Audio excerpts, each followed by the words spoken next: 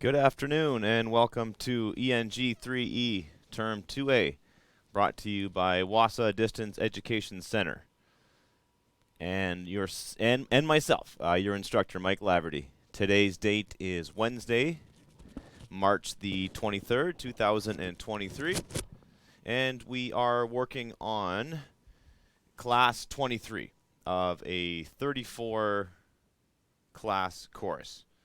So we got about a dozen left to go after tomorrow's or after today's class. So we're getting very close to the end of the course. We're wrapping up the unit assignments from Unit 4 today. That's 12, 13, and 14.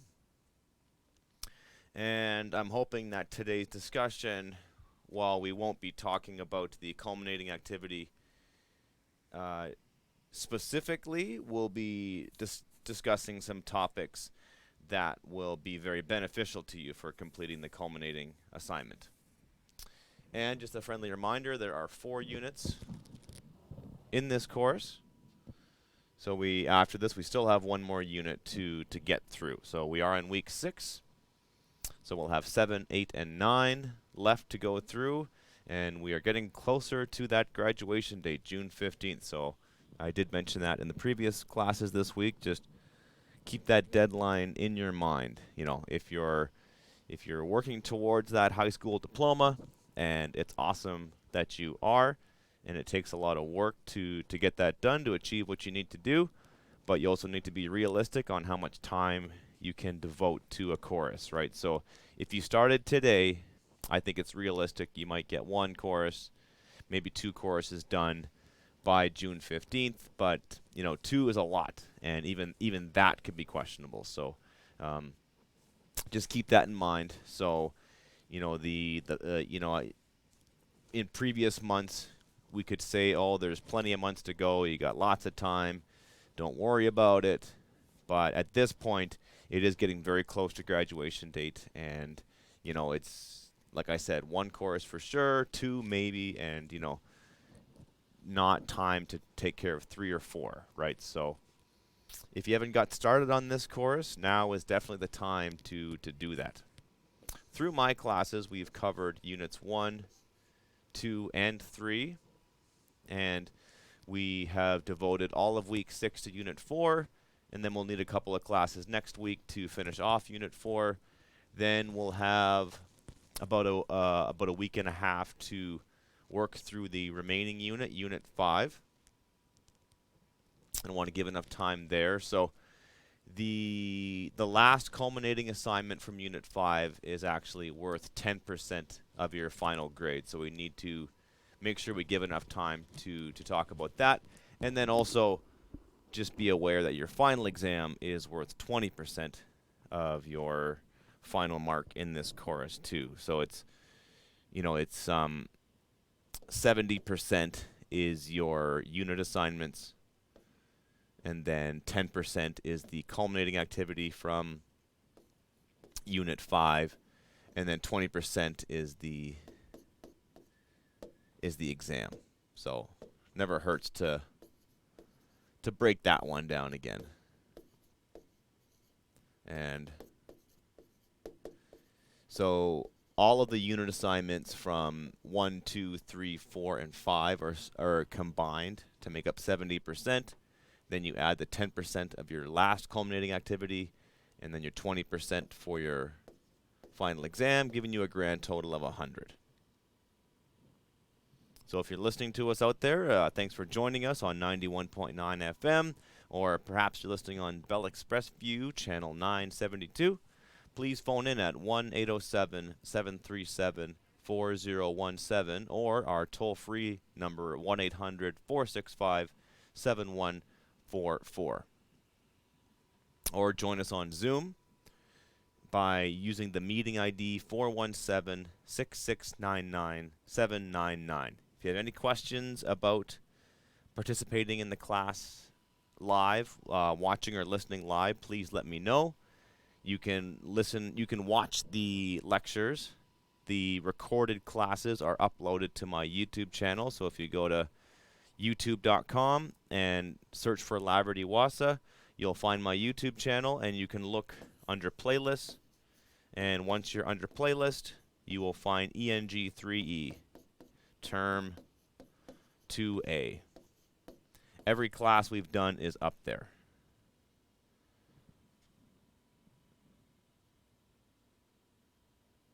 Reach out to me directly at mlaverty@nnecschools.org. That's how I prefer to communicate with students. That's my #1 method. But of course, I'm open to all methods of communication. Find me on Facebook. Hit me up on Messenger. My name on there is Laverty Wassa. That's my professional Facebook title. A lot of educators at Wassa have Facebook accounts. They have professional educator accounts that they only use for communicating with students. So you don't have to add me as a friend on Facebook. You can. I occasionally, usually once a week or so, just put out Wassa-related updates that are usually, if not always, specific to the courses that I'm teaching. You can phone me directly at 1-807-737-1488. I'm at extension 2211, or the toll-free long-distance number is 1-800-667-3703. Also, phone that number if you want to talk to a counselor, if you want to talk to some of the admin support here at Wassa, and they can guide you through your path, especially thinking about that June 15th graduation date that is coming up. Just a quick reminder that, we are 5.5 weeks into the course, so if you've devoted that much time, just a reminder that if you after about 5-6 weeks into the course, units 1 and 2 should be done, should be working your way through unit 3. So the course of action that my lectures are delivered over the course of 9 weeks, but that gives you an indication on the pace that you should be going at to finish off these courses.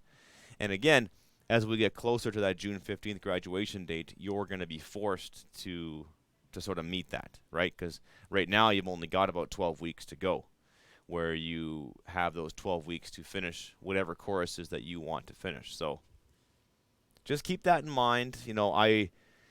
I do mention that from a teaching point of view. So I guess I'm not being selfish, but I guess in one sense I am just thinking about myself and my ability to grade a lot of stuff at the last minute, and because I personally don't want to grade a whole bunch of assignments in a couple of days and then shoot them all back to you. But I think more importantly, I don't want to do that because I know that I'm not going to be able to give you the feedback, and then you're not going to have an opportunity to apply the feedback, right? So with this course, most students will just hand in, 2 or 3 assignments and then I look at them, I give them some feedback. Don't feel like you have to hand in an entire unit, and in fact, I don't want you to do that. I would much prefer that you hand in shorter groups of assignments. I think maybe 5 assignments is probably ideal. 5 or 6 assignments, or maybe 1 large assignment like your culminating activity. That's what I would prefer as a teacher, and I think as a student that is a much better option for you as a student, because then I can give you the feedback and the attention that your work deserves. And that's the best part of teaching for me, is reading your work and giving you some guidance as you move forward. So with that in mind, let's get to today's lesson. So we'll look at a quote of the day, quotes of the day, plural. We'll look at more than one, and we'll cover unit assignments 12, 13, and 14. So our learning goals for today are to do a close reading of 2 assigned textbook readings. So that's an incident report and safety at work.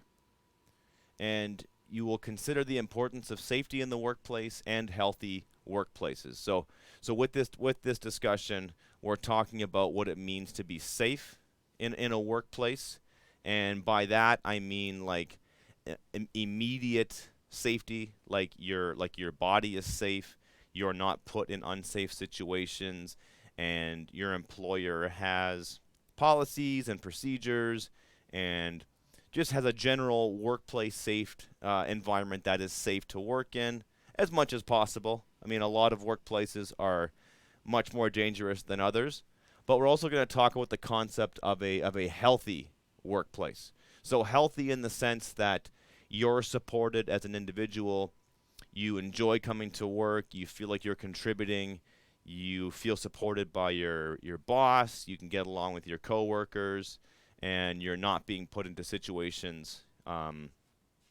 that are making you feel uncomfortable, like in a very negative way, and that kind of thing. It's often referred to as like workplace culture. So that's what we're going to talking about. Being safe in the workplace, reporting incidences in the workplace, either reporting an unhealthy workplace practice or reporting an incident between coworkers or between workers and employees, that kind of thing. Your success criteria for today are to take notes and brainstorm ideas to help you complete unit assignments 10 and 11. Whoops, I made a typo there. That should read 12, 13, and 14. And reflect upon your own workplace experiences. Some questions to consider are: have you ever felt unsafe, or that you worked in a toxic environment? And again, toxic in the sense that it's an unhealthy work environment, not that it's like literally toxic. It's figuratively toxic, right?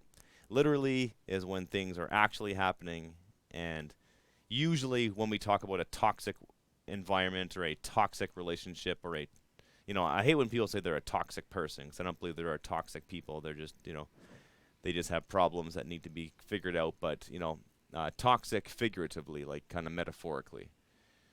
Have you experienced workplaces where you felt safe and supported, right? So we're thinking about both, right? So experiences where we felt supported and we were in a safe working environment, and maybe some times when we weren't in a safe or supported work environment.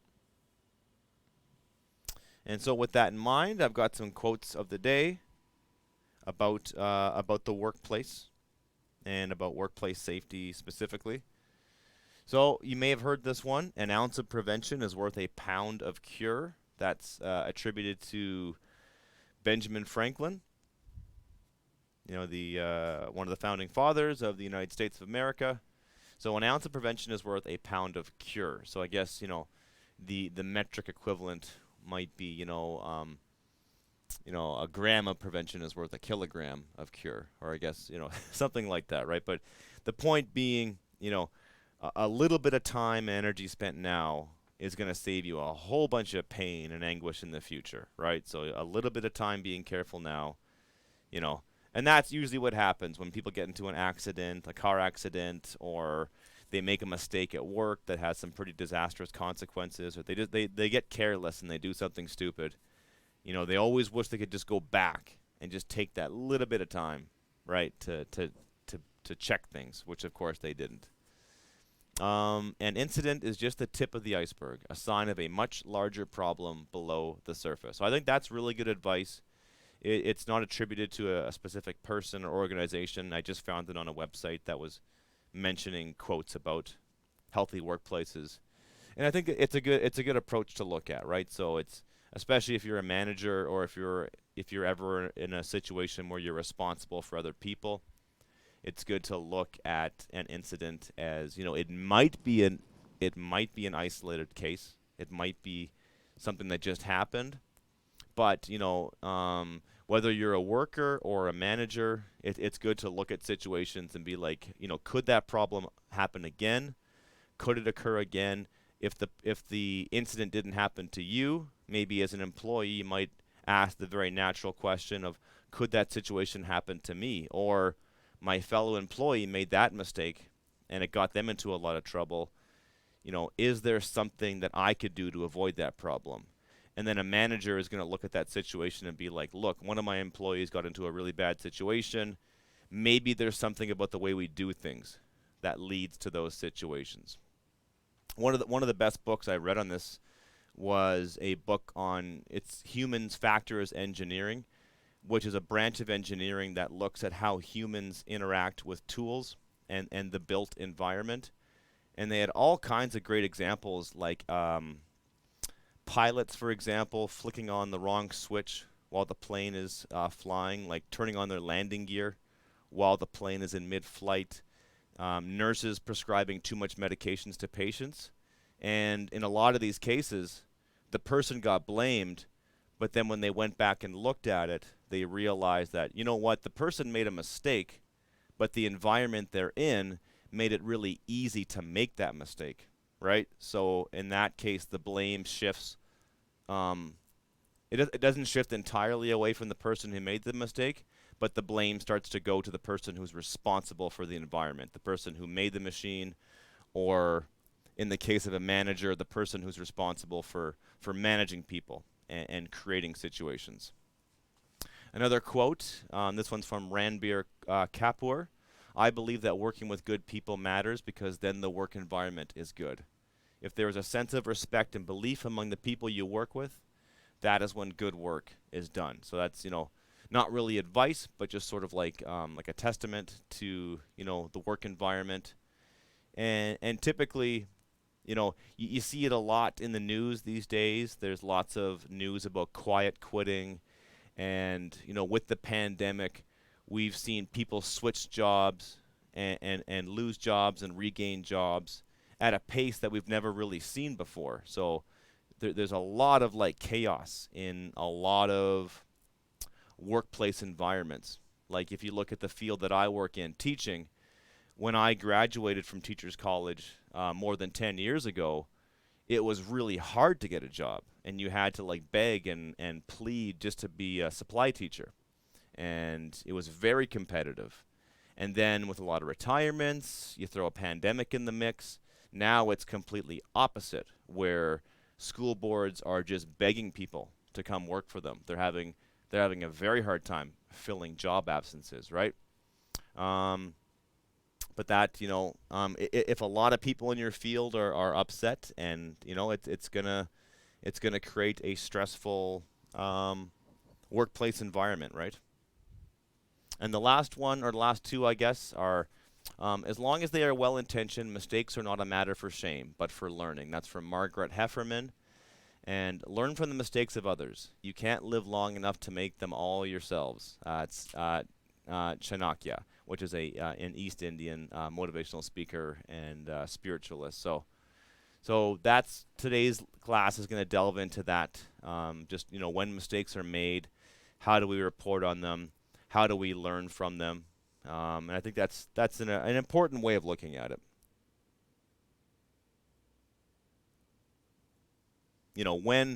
When something goes wrong in the workplace and it has to be documented and that kind of thing, it is a learning opportunity, and that's probably the hardest to see for the person who's directly involved in the incident, the person who did the thing that's being punished, or the person who's made the mistake. But it's most often than not, perhaps, I think maybe every time you can learn from these mistakes and see them as an opportunity to I think like not only to see it as an opportunity for you to get better as the person who's involved in the incident, but how you can make your workplace a better place to work at, right? How to improve the work experience for everybody. And I think that's probably the most healthy way to look at it.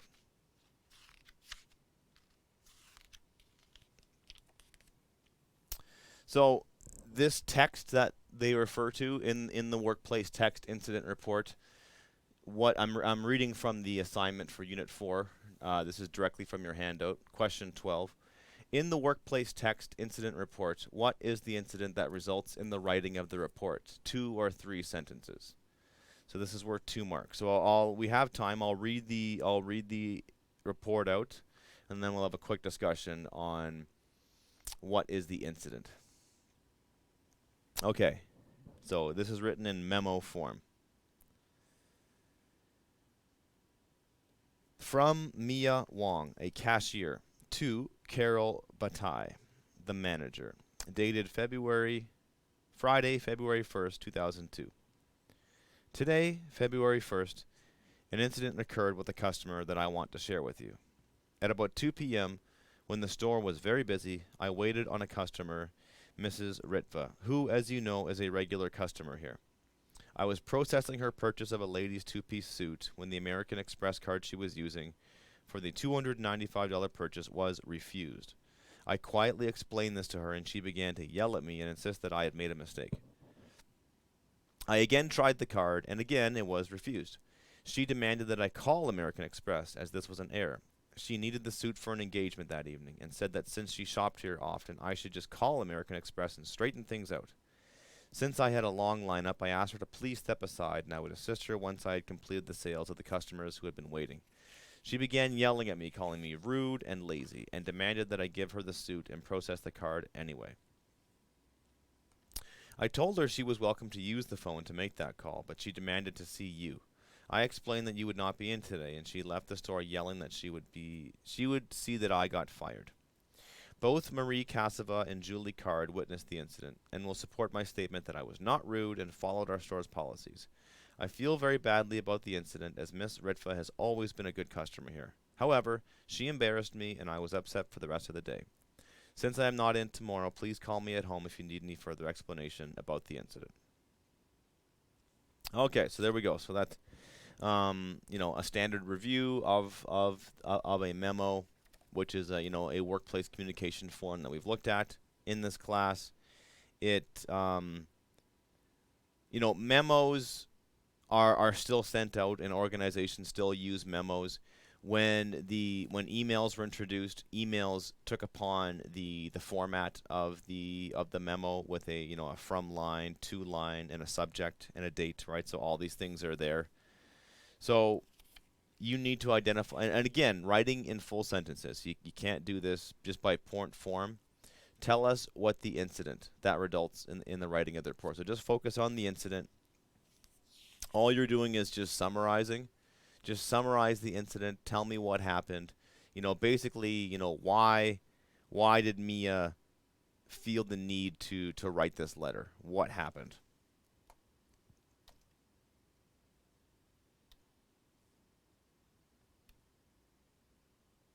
And then there's a follow-up question.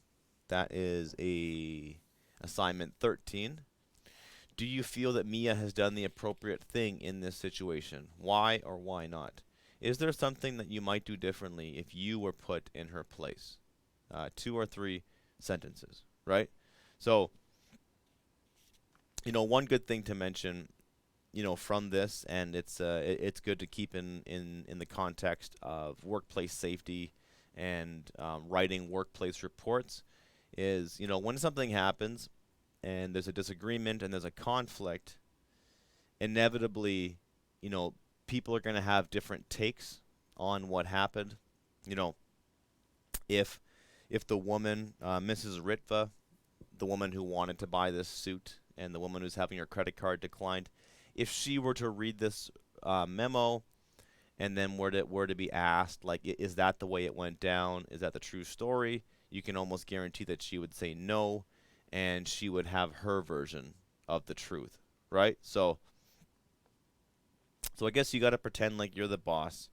And given the limited information that you have here, do you think that she done the appropriate thing in this situation? And then give your opinion, why or why not. So either you agree with that statement or you don't, right? So yeah, I would break it down to that. So do you agree, with Mia? Are you on her side?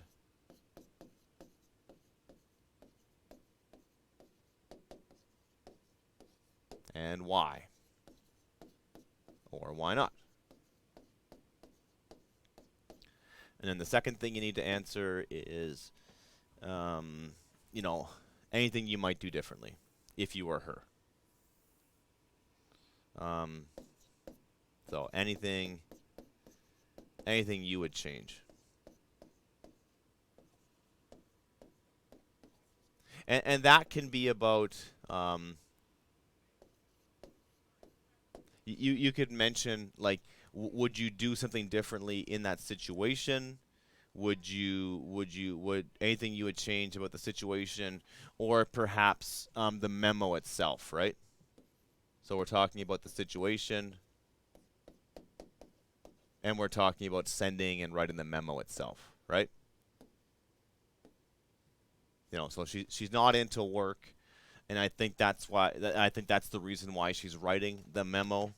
Um, she's very aware that she won't be into the office to explain herself, and I think she's very wisely in this situation predicting that this very angry customer is going to come back and is going to raise these complaints and is going to be very very forthright and trying to get her point across. And if Mia doesn't send this memo, if she doesn't report the incident, that's not going to look good on her. So she's taken a really good step here by staying on top of the situation and reaching out to her boss before things get out of hand. And I think the boss would probably appreciate hearing it from her. And then she's still going to have to deal with this customer, but you know.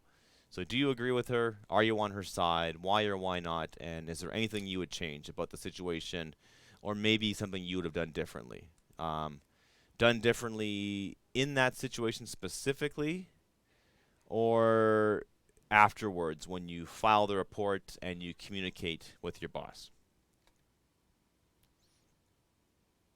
All right, unit assignment 14. Comment on the issue of safety in the workplace. If you are presently working at a job, full-time, part-time, or casual, is safety an issue? If not, do you feel it should be given some priority in your workplace for everybody involved?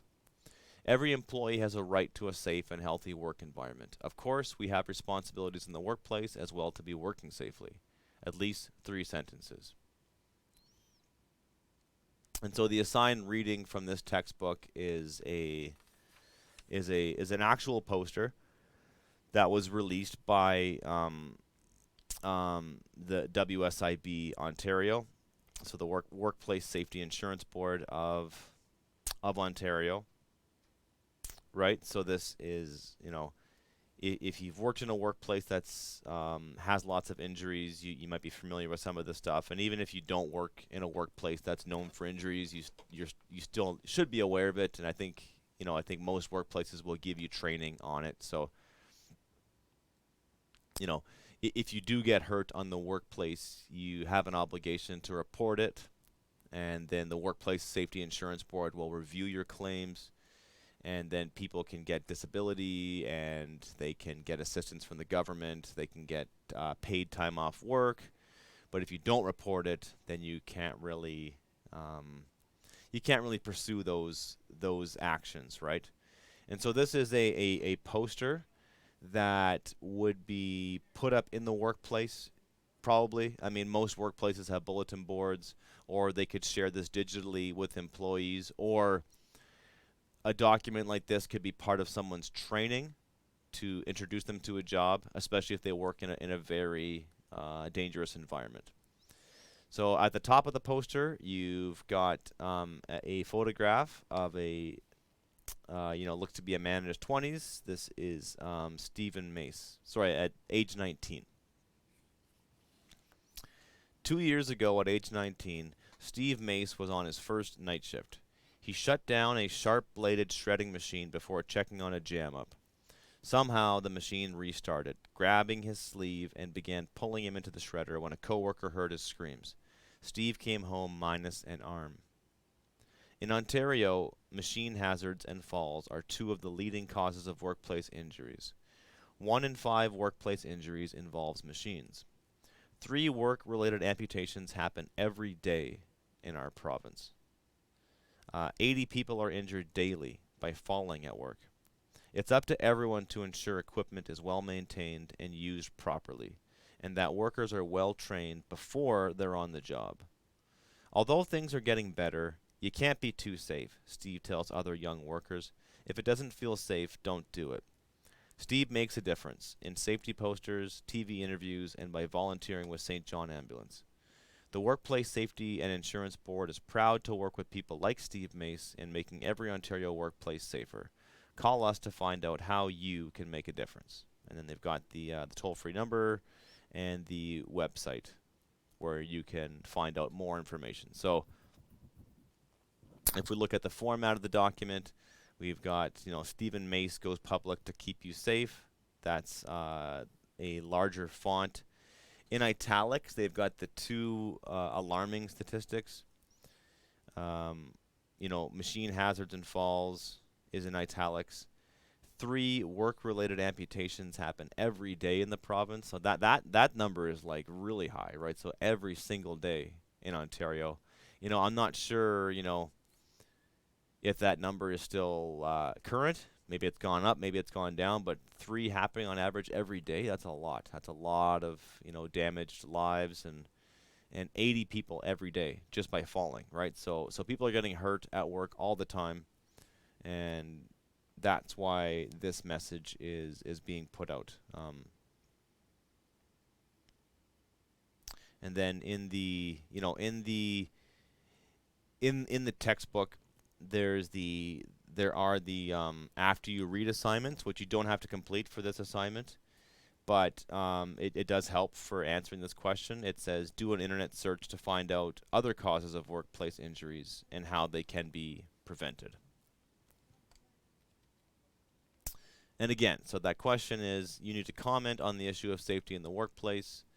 If you are presently working at a job, is safety an issue? If not, do you feel it should be given some priority in your workplace for everybody involved?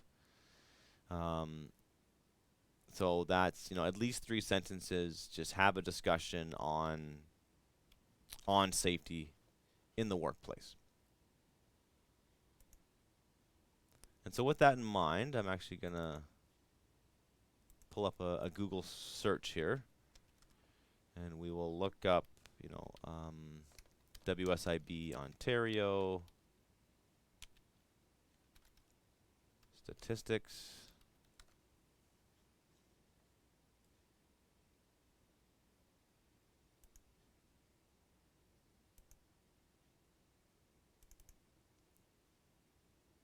Okay, so I'm on the WSIB website, and they've got an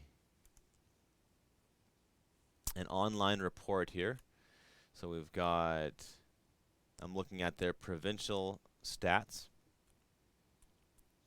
and it's pretty detailed. So maybe I'll put that link in the description of the YouTube video.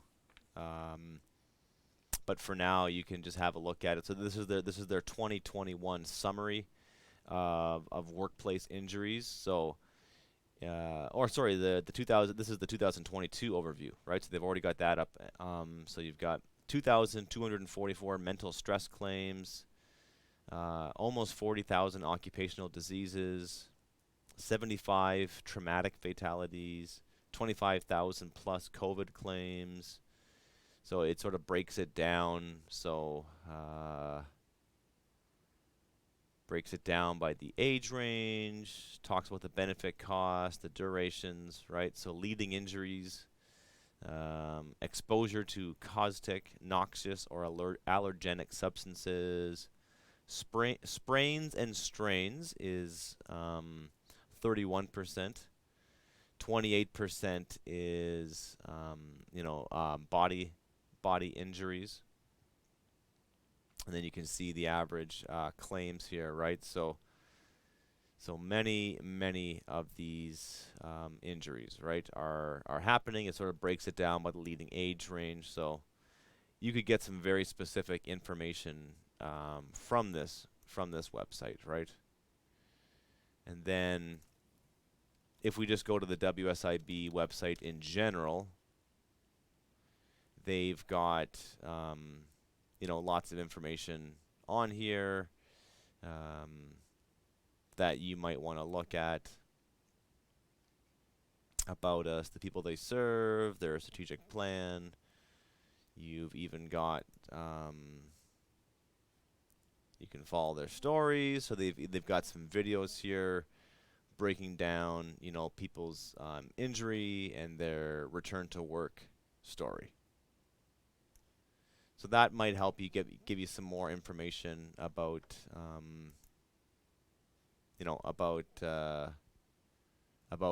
the workplace and that kind of thing, right? So it even breaks it down by the different fields, so you can talk about the different field that you're in. And for that assignment, if you want to talk about your personal experiences, that'd be great. So I think best case scenario, you can bring up a specific workplace, a specific incident that you may have been a part of, and that's probably the best. If you can offer your story about something, I think that'd be a really good um, workplace experience.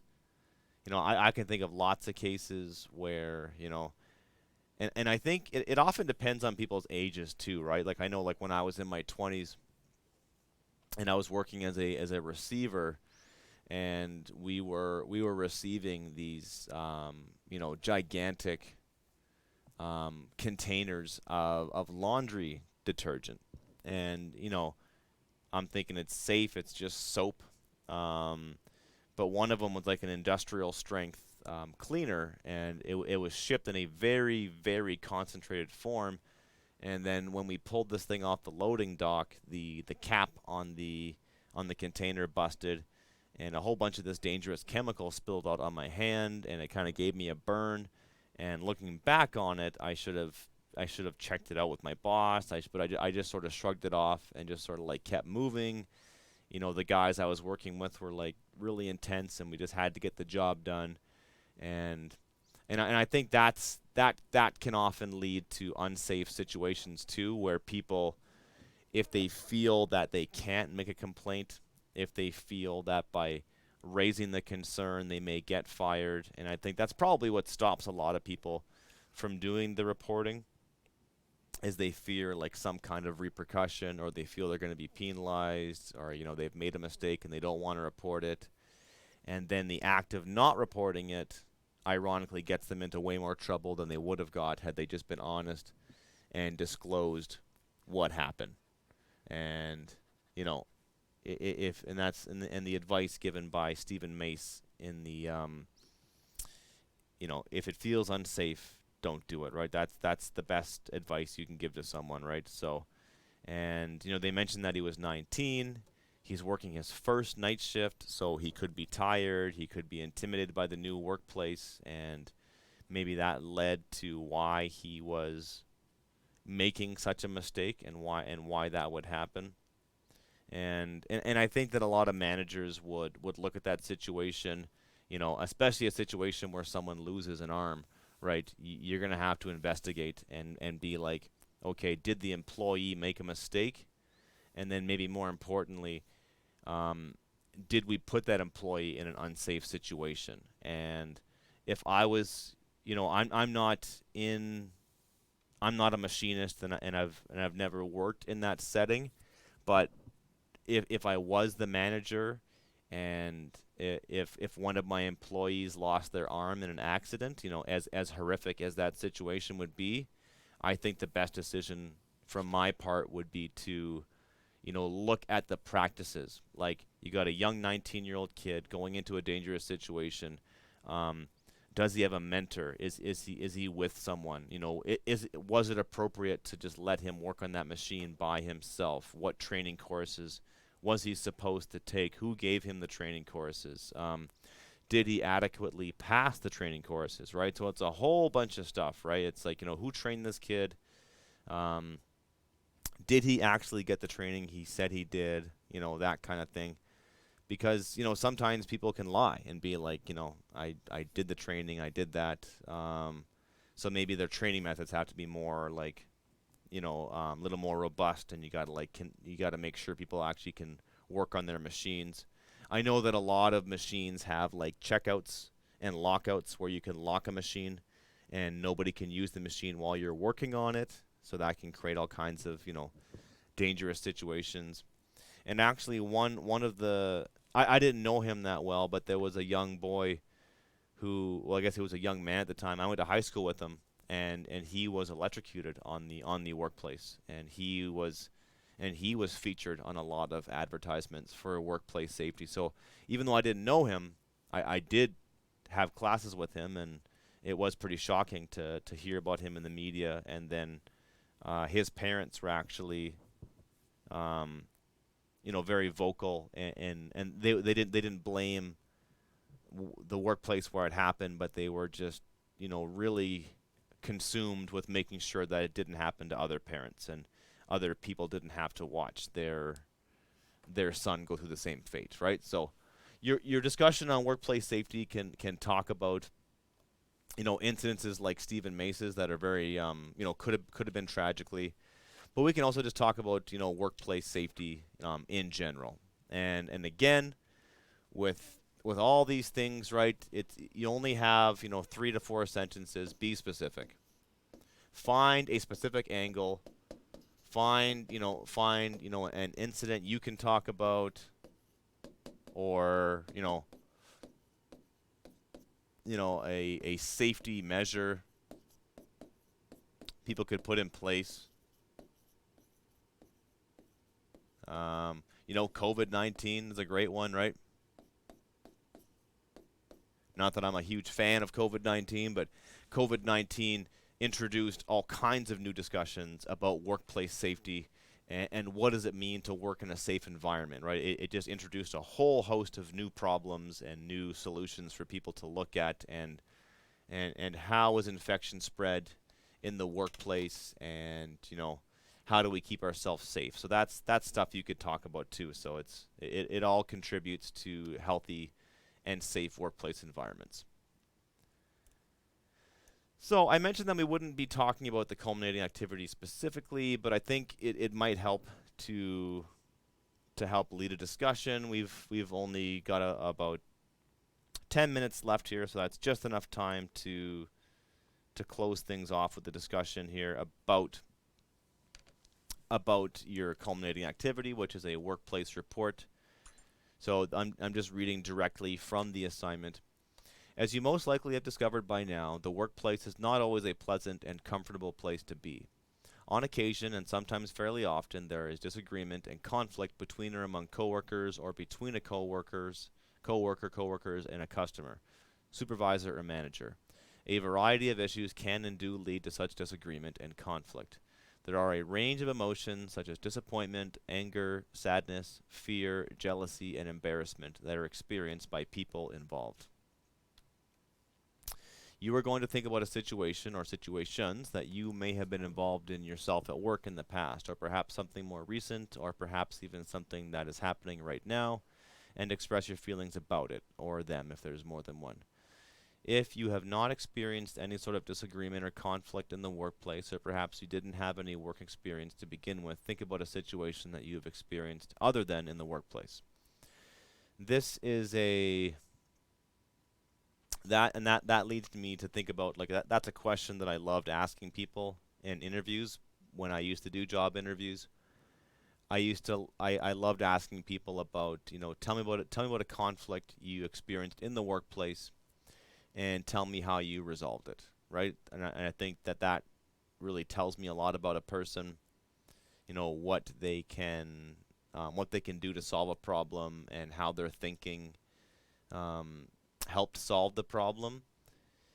There's a great book that's, I think the title of it was "So You Want to Work at Google," and in that book they had actual questions that Google would ask people who wanted to work for them, and sometimes they would ask people questions that were, on the surface, would just seem really ridiculous and not relevant to the job they're applying for. It's like, how many dishwashers are manufactured in Canada every year, or like, how many oranges do people eat in a week in Canada, right?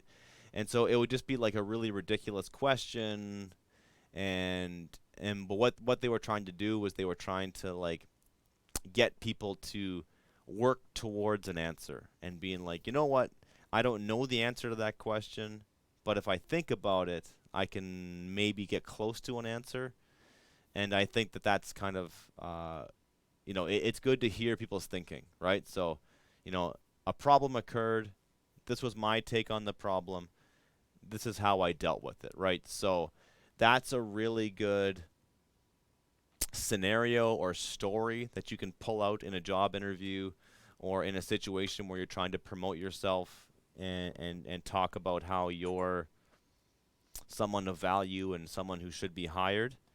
People who solve problems are people who get jobs, right? That you want to be known as a fixer, right? To be known as a fixer is very valuable in a lot of workplaces, right? You want to be known as the person who goes in and fixes problems and cleans up messes that other people make, right? That's the kind of person who definitely stands out in a lot of workplaces. So part A is you are writing about the situation that you've been in. You're writing about the experience in itself, and really important to note, and this definitely applies to to job interviews. You don't have to mention any people's names, and in fact, I would encourage you not to, you know, especially if it's a contentious issue or it's you're telling a real story from your life. You don't need to tell me the people's names, and you can make up replacement names if you wish, or just simply say a coworker, a boss. Just simply refer to them as their title. Was there or has there been any need to create a report? The point with the assignment is to reveal an issue that can occur in the workplace and needs to be dealt with, right? So in part A of the assignment, you're just simply talking about the problem that occurred.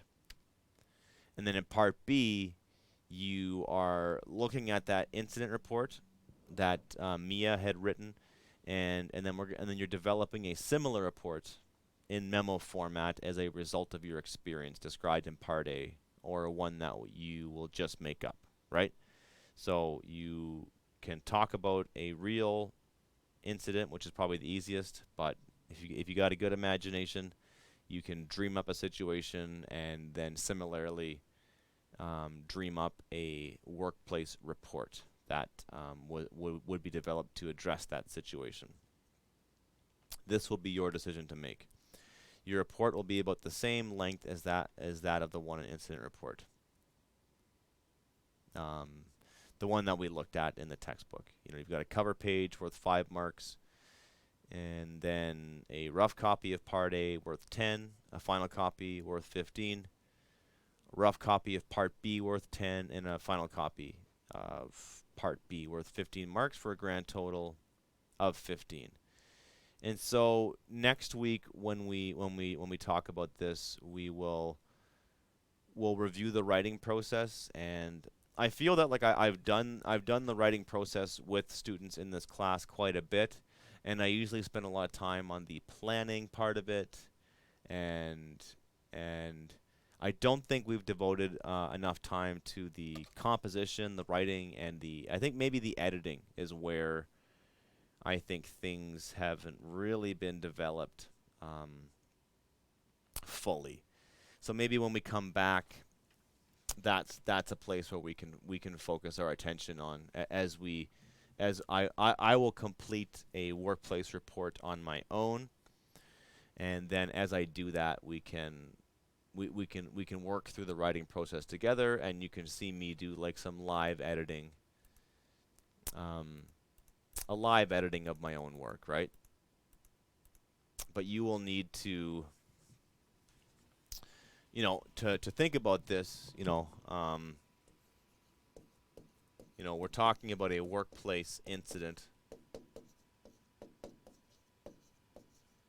And if you read those instructions carefully, one of the things you really got to focus on is the emotion, right?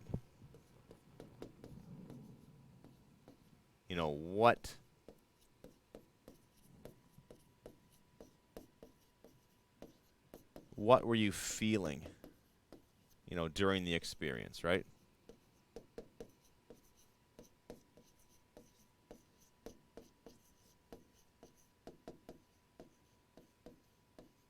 What emotions did you experience?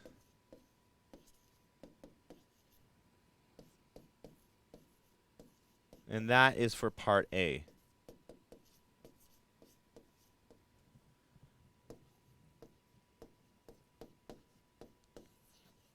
And it's worth mentioning that in the workplace environment, when you could be with friends or colleagues and people that you do feel safe around, and even though you do work in a supportive environment, typically, the workplace environment isn't the best for expressing emotions and letting people know how you're really feeling. It's just, there's that desire to just get on with it, get the job done, and the people you communicate with at home, your wife, your husband, your kids, your really close friends, your parents, whatever. Those are the ones that you share your kind of emotional experiences with. But part A is really important because it's from your perspective, and you're just sort of laying your heart on the line, and you're just talking about the report and just saying how angry you felt, or how hurt you felt, or how scared you were, or how frightening it was, and just being as real as possible, talking about the incident. And again, it doesn't have to be like a tragic experience. It just has to be. We're just talking about any conflict, any conflict in the workplace, any conflict that could have or was reported.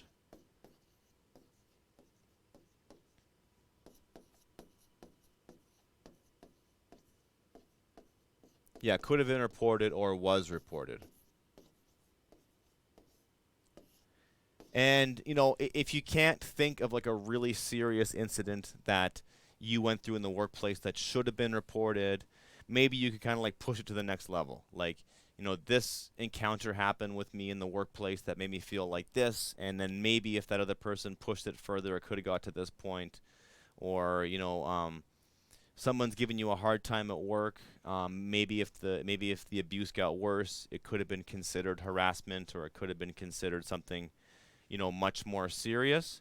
But just thinking about that part A, you're just thinking about an incident that happened at a workplace that you've been involved in.